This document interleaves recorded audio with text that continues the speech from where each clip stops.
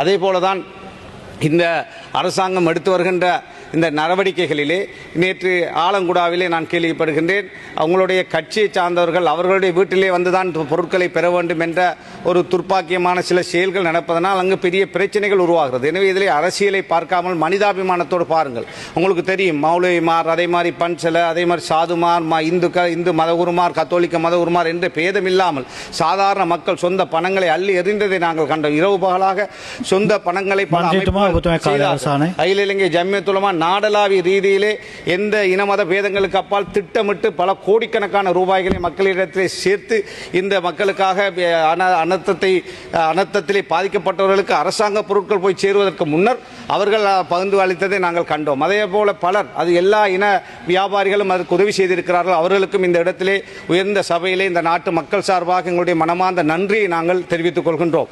அதே போல உங்களுடைய